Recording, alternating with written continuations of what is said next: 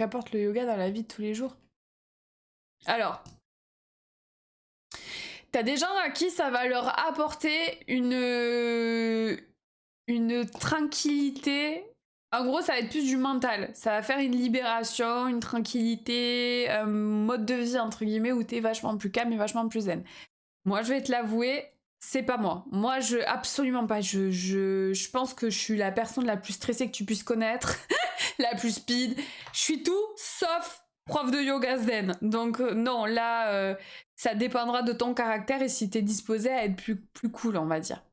Après, dans la vie de tous les jours, ça va t'apporter plus de souplesse, plus de confort de vie. Parce que honnêtement, même là, j'ai arrêté 2 semaines de faire du yoga parce que j'étais en fin août, j'étais tranquille. J'ai repris.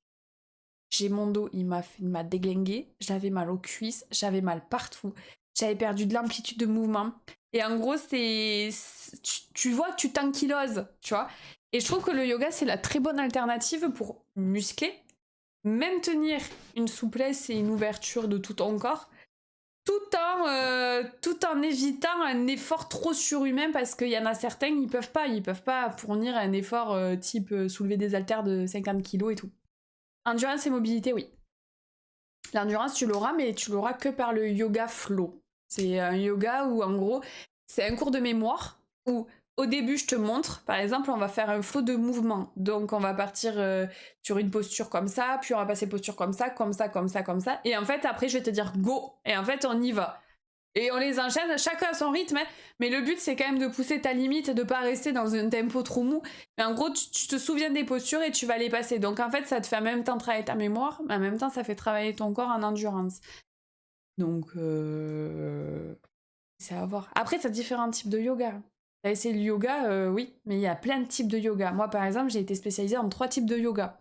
Et dans les 3 types de yoga que j'ai eu, il y en a que 2 qui m'ont plu. Il y en a un, je peux pas, genre... J'avais envie de me flinguer, tu vois. Alors que là, j'ai un yoga hyper dynamique que j'aime de temps en temps parce que j'ai des moods. Il y a des moments, comme tout le monde, j'ai envie de me dépenser, j'ai envie d'envoyer, tu vois. Et il y a des moments où j'ai des yogas où j'ai envie juste de tranquilliser tout en travaillant quand même ma mobilité, ma souplesse et tout en maintenant en fait mon corps à l'équilibre. Ou en travaillant des parties particulières, genre les jambes, le haut de corps, le dos, les bras, les inversions, tout ça, tout ça. Donc t'as tellement de variations et t'as même la méditation à côté. Et puis c'est ouvert à tout le monde, c'est ça qui est ultra stressé. De te relâcher? Ouais. Ouais. Mm. Je pense. Ça va, peau. Après, il faut voir qu'est-ce qui te permettra de relâcher. Si c'est le fait de se dépenser qui va te permettre de relâcher. Après, normalement, un cours de yoga, tu l'as en 3 temps. Premier temps, c'est un ancrage, donc c'est essayer de te recentrer dans le moment présent. Donc, te concentrer sur je suis là, je suis dans ce moment-là, je me concentre sur ma respiration. Après, t'as le deuxième temps où ça va être le temps du yoga qui va être soit physique, soit tranquille, donc ce sera le type de yoga que tu vas adapter, tout en gardant la première étape de quand même se recentrer et garder quand même la respiration, penser à bien respirer, à être dans le moment présent.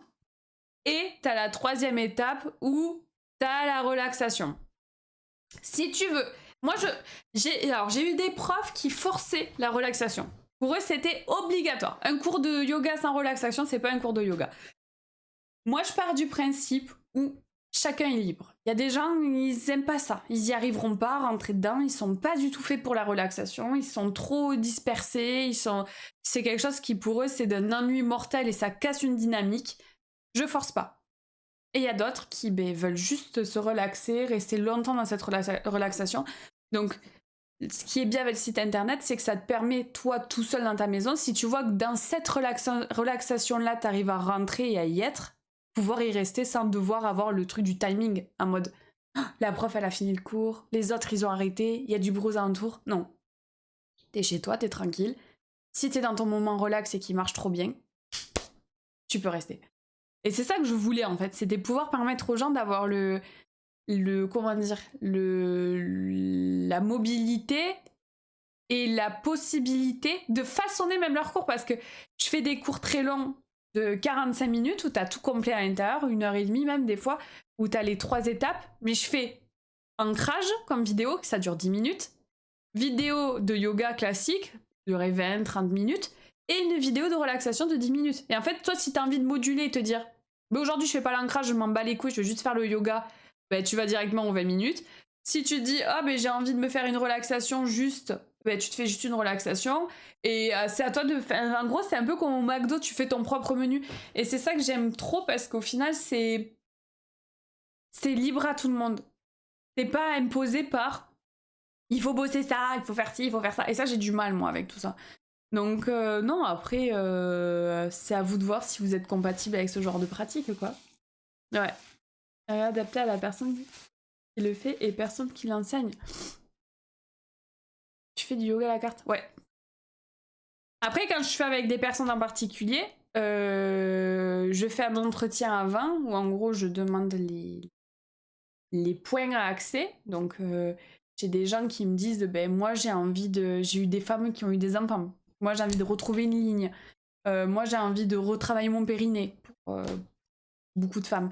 Des hommes, j'ai envie de retravailler mes pecs, j'ai envie de travailler ça, j'ai envie de travailler certains le stress. En fait après moi j'axe mon cours, je façonne tout et en gros après je te l'enseigne, je te l'envoie, on le fait ensemble, en plus je le fais en visio avec toi, où on peut bosser pendant, normalement c'est 1 demi-heure 40 minutes la visio, où on fait en fait un cours ensemble. Et dedans en fait t'as tout ce qui était en gros privatisé, tu vois, ce que t'as voulu bosser cette semaine-là. Et c'est beaucoup moins aléatoire. La Ruskov. Maintenant qui fait une fois par semaine pour animer des cours de yoga. Comme fonctionnement.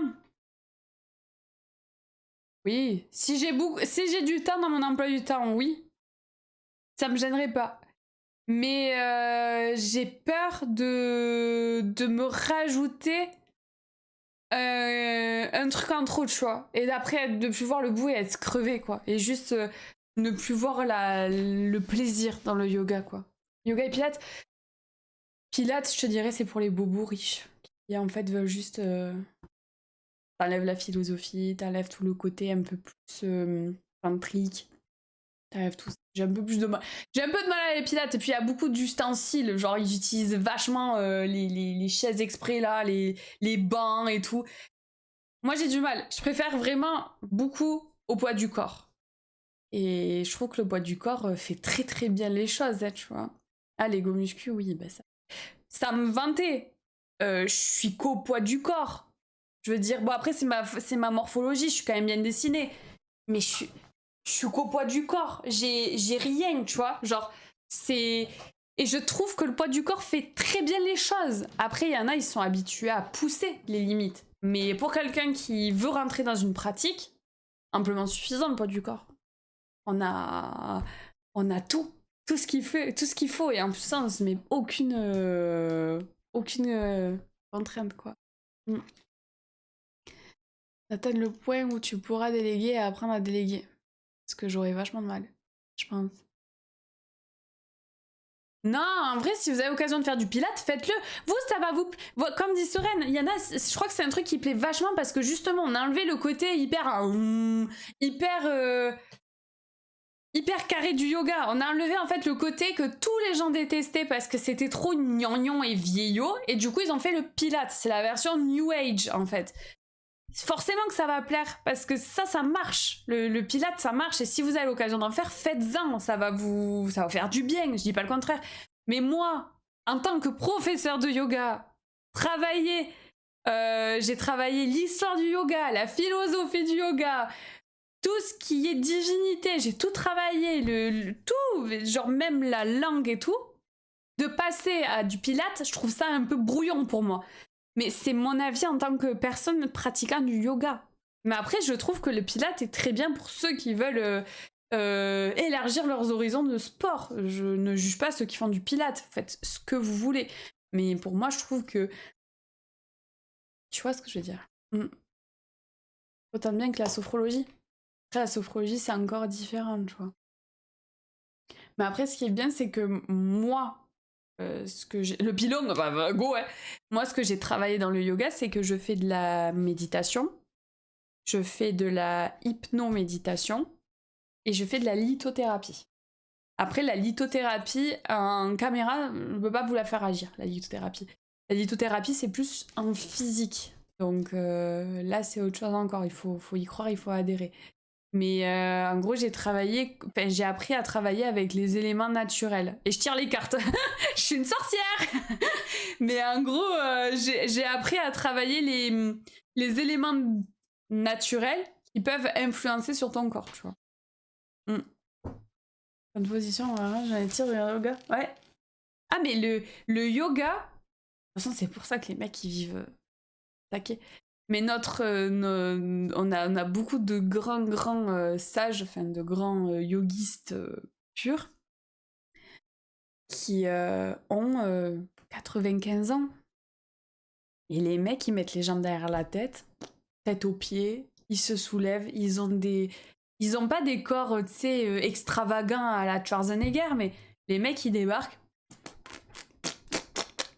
Ils te font des trucs, tu te dis, mais quel âge? Ah oui, pardon, 90 ans. T'as des gens, tu te dis, ouais, on a une longévité. Et en fait, un truc que tu cherches avec le yoga, c'est le lien entre ton esprit et ton corps. Le yoga, c'est ça, c'est le lien esprit-corps. Mais le lien esprit-corps, il sert à la longévité. Parce qu'on oublie trop souvent notre enveloppe corporelle et on la néglige au quotidien. Donc de l'entretenir avec des mouvements qu'on ne fait pas habituellement, comme ouvrir une épaule. Ça, on ne fait pas tous les jours. T'es pas comme ça tous les jours, tu vois.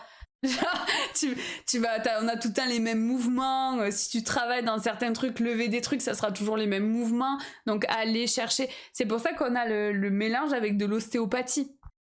Et ça aide à garder en fait la liberté et le contrôle de soi.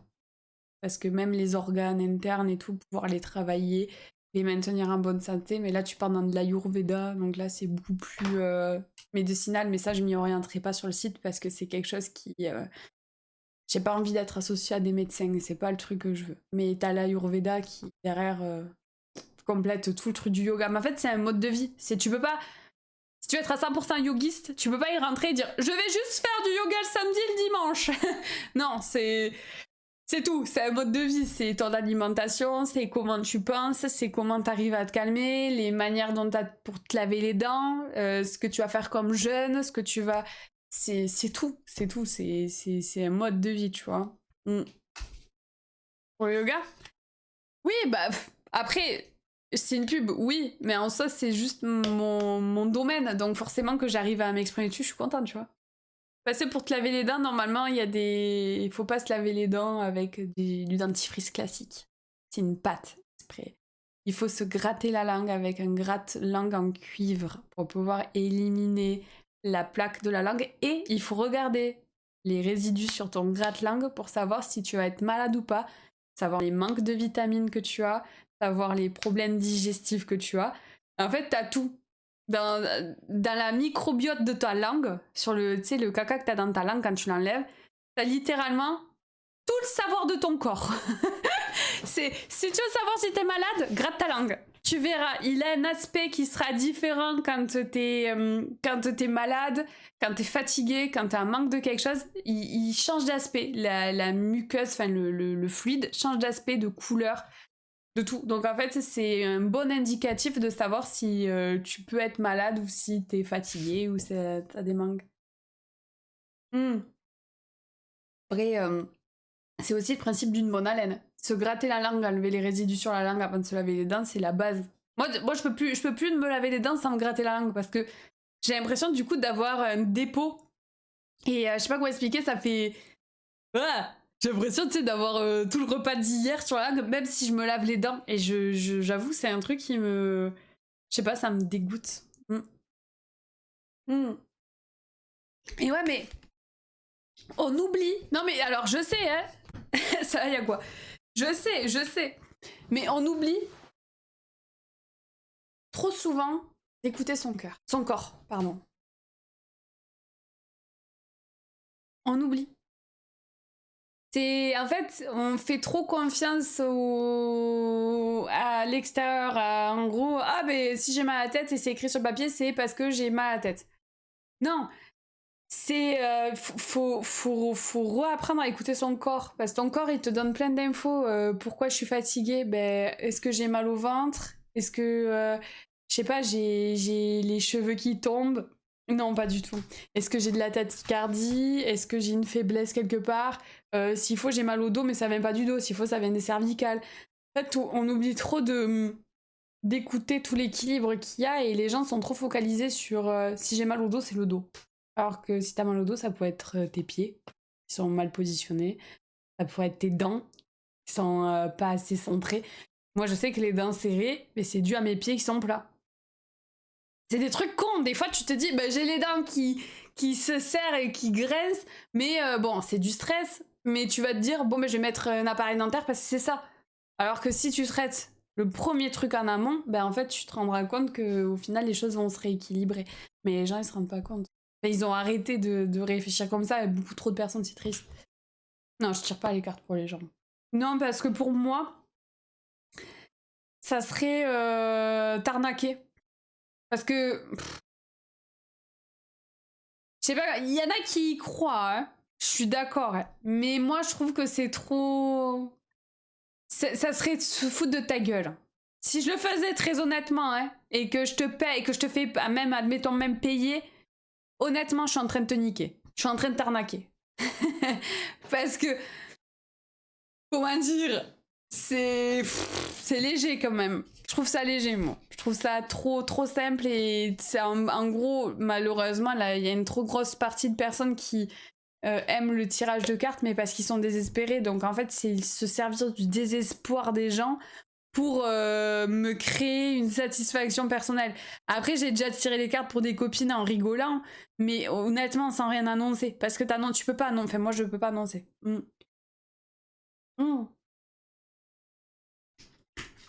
Le live TikTok, putain, j'avais oublié.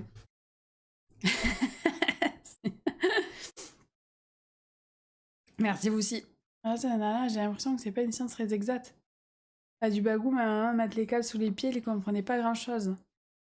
Ah bah après, ça dépend aussi sur qui tu tombes, mais je suis d'accord. T'as des trucs. Moi, je sais que d'avoir réglé mon pied plat, je serre vachement moins des dents et j'ai vachement moins de grincement de dents. Après, c'est des petits détails. Hein. Mais après, de là à te dire que gratter le pied en 14-18 poche 24 A12 B14, ça va changer quelque chose à ta vie. Je peux pas. Tu sais, je suis. Je peux pas. Début d'orteil. Tu sais que ce matin quand même, je vais pour mettre mes chaussures quand même. Le deuxième petit orteil du côté droit là. Zbé plein l'angle. Je te jure, alors là ce matin ça m'a vénère, j'ai même pas dit aïe j'ai mal. Je me suis levée, j'ai fait ah putain nique sa mère la pute, j'en ai ras le cul, ces putains de meubles de merde, ils sont en plein milieu, mes pieds me font trop mal. J'étais énervée, ça m'a vénère, j'ai insulté tout le monde sur 15 générations. Tous mes meubles, j'étais à deux doigts de les brûler, j'étais à deux doigts de me couper l'orteil parce que c'est bon, j'ai ras le cul qui racle tous les angles. Regarde, moi je peux pas bosser à cause de ça. Ah, mais si, ça peut aider, ouais. Ah oui, ça peut aider. Peut-être change de podologue. Hein. T'as fait de la kiné ou pas? Parce que des fois, la kiné aussi, ça. Ah non, mais en fait, le truc, c'est que je sais pas, j'ai pas la. En plus, tu sais, je me suis pris mon lit, en fait, en partant. Mais c'est un tout peu. En fait, il y a un tiroir sur mon lit, si tu veux. Et il y a un tout petit espace comme ça de bois qui permet de pousser le tiroir à fond. C'est ça que j'ai pris dans le pied. Mais ça fait tellement mal. Ah mais je te jure, j'ai en mode putain, ça me pète les couilles, ce meuble en plein milieu, c'est mort là, je vois ça rend le cul. Mais encore le petit orteil. Mais j'ai plus de petit orteil. Et en plus, je viens de le rentrer le deuxième, j'ai trop mal. Je suis en train de douiller ma race. Alors j'en peux plus. Bon bref, après tu sais, c'est pas... Je pense que c'est juste parce que je suis fatiguée et que je prête pas attention à ce qui se passe autour de moi. Comme on me dit. On m'a dit que j'étais trop tête en l'air. Non, c'est le signe que je fais pas attention à la vie. Je pense. Après, des fois, ça peut être ton corps qui se met en protection. Et ça, il y a des gens, ils y croient pas, mais moi, j'y crois vachement. Ton corps, tu sais, à force d'avoir vécu une douleur ou un traumatisme musculaire, fonctionnel, il peut se mettre en protection. C'est-à-dire qu'il va s'atrophier, enfin, il va se serrer plus. Et donc, du coup, va pour retravailler dessus. Et là, tintin, hein, mon gars. À part le repos et attendre que ton corps se délie de lui-même, entre guillemets, voilà.